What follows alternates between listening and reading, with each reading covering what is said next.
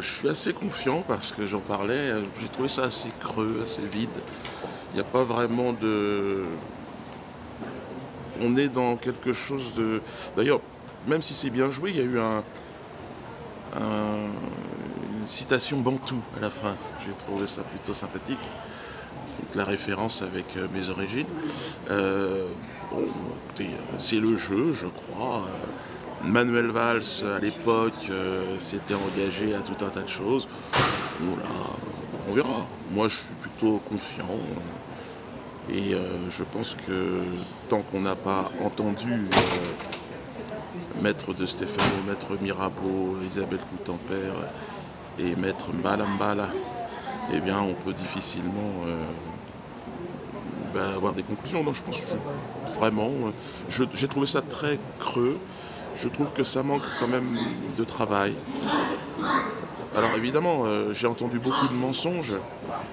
Moi, on ne pourra pas me reprocher un quelconque mensonge puisque je n'ai pas parlé. Donc je n'ai pas pu mentir. Mais dans cet endroit qui est a priori l'endroit de la manifestation de la vérité, j'ai entendu des erreurs. Et notamment de la part de la procureure, on va dire, parce qu'ils étaient deux, c'était un duo, un homme et une femme.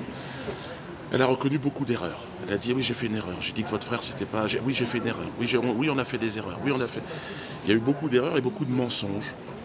Et de notre côté, eh bien, il n'y a pas eu de mensonges. Et puis maintenant, eh bien, la réalité du dossier va apparaître.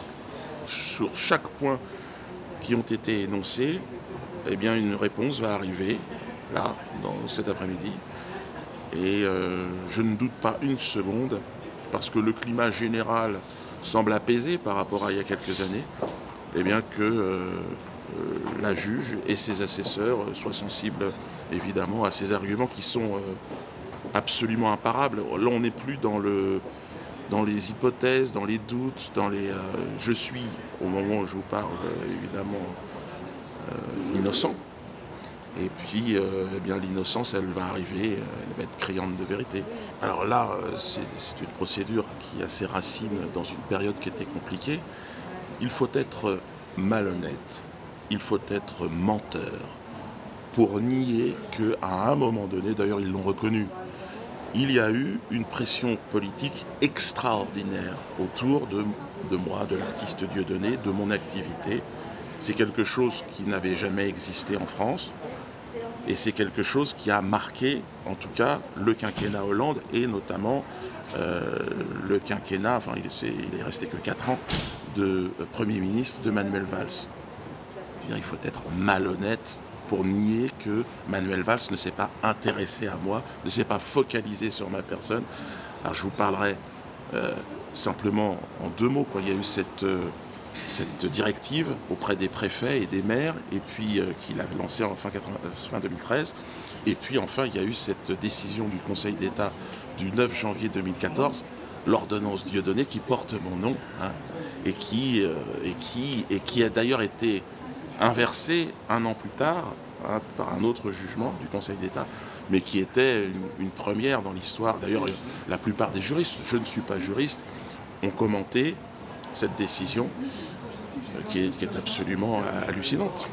Je sais, ils ont bien quitté, enfin, pour l'un d'entre eux, il a quitté la France, il s'est réfugié à Barcelone, où visiblement ça sera très difficile pour lui. J'ai joué là-bas d'ailleurs à Barcelone il n'y a pas longtemps, pour soutenir son opposition, évidemment. Bon, il réagit encore. Je me souviens d'une émission dans laquelle il intervenait il y a très peu de temps. Je revenais d'une grande salle à Marseille, il était scandalisé que 8000 personnes, il l'a répété, 8000, vous vous rendez compte, sont venus applaudir cet être ignoble que je suis.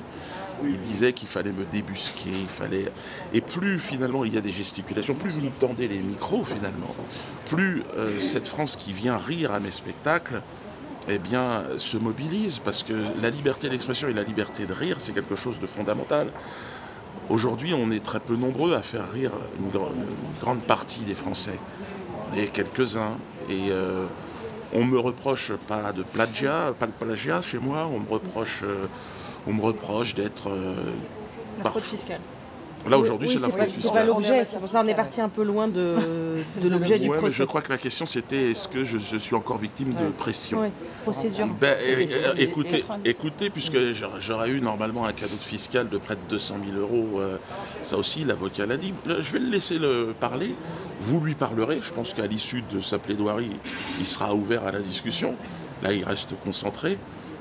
Pour moi, il n'y a pas l'ombre d'un doute que ce dossier est absolument vide, si ce n'est quelques impressions, ils essayent de se motiver sur rien du tout. Et donc, Transfert d'argent à l'étranger.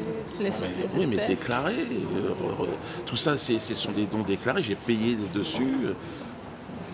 Alors, évidemment, ça peut impressionner, mais dans la mesure où les choses sont déclarées, et les impôts ont été payés, je ne vais pas payer deux fois. Oui, j'ai 3 avocats. Oui, je peux peut-être prendre la parole, je vais voir, en fonction de... Je pense qu'ils vont balayer de manière intelligente l'ensemble des questions qui m'ont été posées, puis on verra plus tard.